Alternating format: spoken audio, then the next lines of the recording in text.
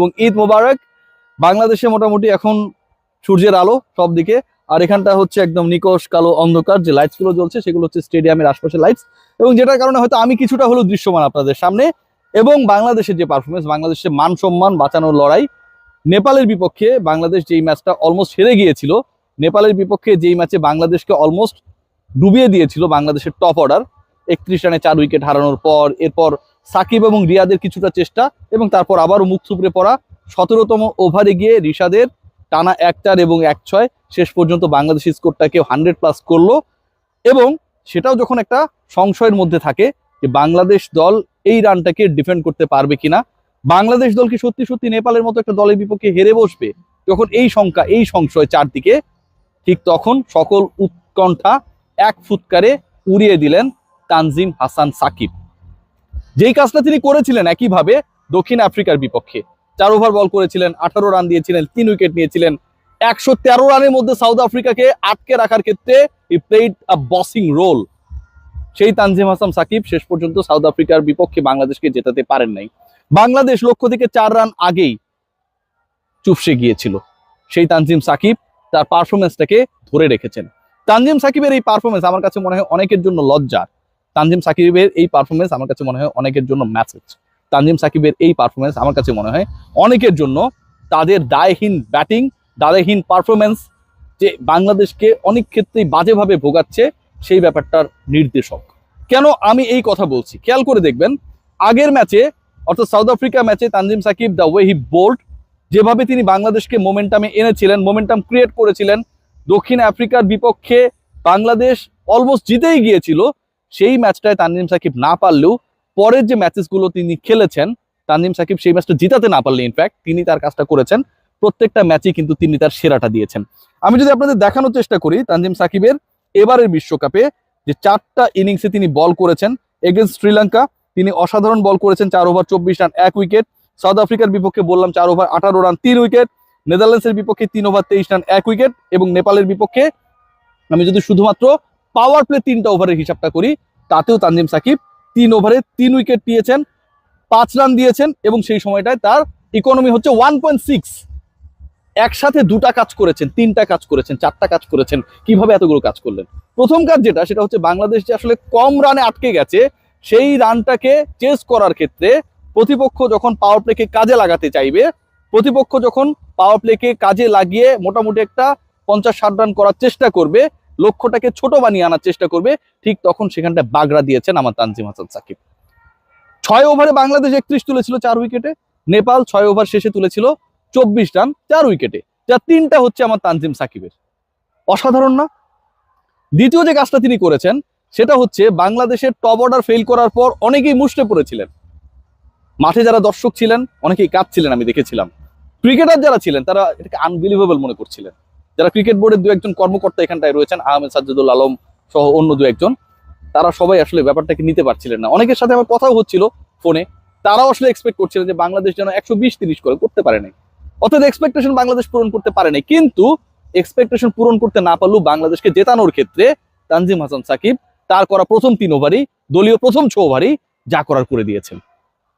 তানজিম হাসান সাকিব আরো একটা কাজ করেছেন, সেটা হচ্ছে অনেকেই ম্যাচের পর ম্যাচ সুযোগ পান, ম্যাচের পর ম্যাচ তাদেরকে বাংলাদেশ দল তার জায়গাটা যেন একটু ফিক্স করে দিয়েছে, এরকম একটা সিচুয়েশন। রান করুক না করুক, স্ট্রাইক রেট ঠিক থাকুক না থাকুক, নো ম্যাটার, তাদের অবস্থানটা পোক্ত। অথচ সেই জায়গায় যদি মাহমুদুল্লাহ রিয়াদ হতেন, সেই জায়গায় যদি জাকির আলী অনিক হন, সেই জায়গায় যদি তাওহিদ হৃদয় হন, কিংবা সেই জায়গায় যদি ইভেন সাকিব আল হাসান হন, তিনি বিশ্বকাপের শুরুর 2টা ম্যাচে খারাপ করেছেন, সেটা নিয়ে মোটামুটি এত আলোচনা, এত সমালোচনা, এত বিব্রতকর লজ্জাকর কথাবার্তা বলা হয়েছে, কাউকে ছাড়া হয়নি।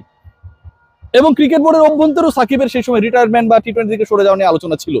কিন্তু এন্ড অফ দ্য ডে দুজনকে নিয়ে কোনো আলোচনা হয় না। তাদেরকে ঘুরিয়ে ফিরিয়ে শিফটিং করে চেয়ার আপ গিয়ার আপ করে প্রত্যেকটা ম্যাচই সুযোগ দেওয়া হয়। একদম তো সুযোগ পাবেনি, তাকে রাখতেই হবে, হি ইজ দ্য ক্যাপ্টেন। ক্যাপ্টেনকে কে সরাবে? ক্যাপ্টেনকে সরানোর কেউ না।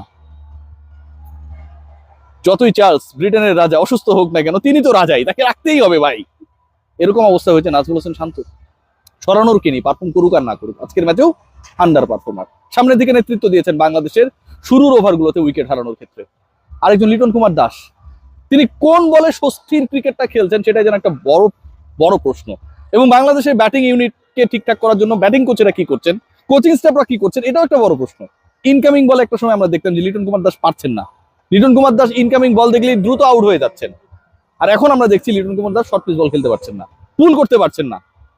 এই যে ঘটনা প্রবাহ করছে, এবং এই ঘটনা প্রবাহ ঘটার পর বহাল তবিয়তে 11-এ এদের দুজনের জায়গা পাওয়া নিয়ে কোনো ধরনের যখন কম্পিটিশন হয় না, ঠিক তখন ভালো পারফর্ম করার পরেও কোনো ম্যাচকে ছাড় দেন না তানজিম হাসান সাকিব। এটাই হচ্ছে সবচেয়ে বড় প্রাপ্তি। রিল্যাক্স হওয়ার কোনো সুযোগ নেই, কারণ বাংলাদেশের বোলিং ডিপার্টমেন্টকেই দিন শেষে হাল ধরতে হচ্ছে। তানজিম সাকিবের শরীরটা যত ছোটই হোক না কেন, কাঠটা চাওড়া হোক আর না হোক, দিন শেষে দায়িত্ব তো তার। একবার চিন্তা করে দেখুন পাওয়ার প্লেতে কি অসাধারণ বল করেছেন, কিভাবে ধসিয়ে দেওয়ার চেষ্টা করেছেন নেপালের টপ অর্ডারকে। একবার চিন্তা করে দেখুন তিনি এমন একজনের জায়গায় খেলছেন, বিশ্বকাপ শুরুর আগে, সত্যিকারের বিশ্বকাপ শুরুর আগে ভাবাই হতো শরীফুল ইসলামকে বাদ দিয়ে 11 করা ভাই সম্ভব না। বাংলাদেশের top player, top pacer, not even Taskin, not even Mustafiz.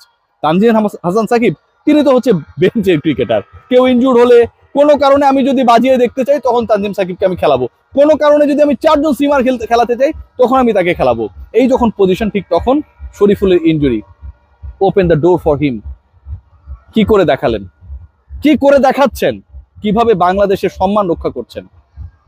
ছোট্ট কাঁধে, খুব বেশি বড় যে মানুষটা না, যার ইন্টারন্যাশনাল ক্রিকেটে ডেবুই হয়েছে আর কিছুদিন আগে, সেই ক্রিকেটার যার এই বিশ্বকাপের ম্যাচেসগুলো খেলাই হচ্ছে কারো একজনের ইনজুরির কারণে, সেই ক্রিকেটার, যেই ক্রিকেটার জানেন যে দুটো ম্যাচে খারাপ করলেই তিনি বাদ পড়ে যেতে পারেন, সেই ক্রিকেটার বাংলাদেশকে লিড করছেন ফ্রম দ্য ফ্রন্ট।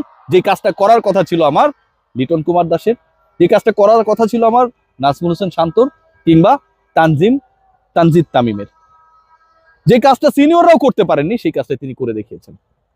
বাংলাদেশের ক্রিকেটে এবারের বিশ্বকাপে সবচেয়ে বিব্রতকর অভিজ্ঞতার যেটা সম্মুখীন আমরা হয়েছি, সাক্ষী আমরা হয়েছি মাঠে থেকে, সেটা কি জানেন?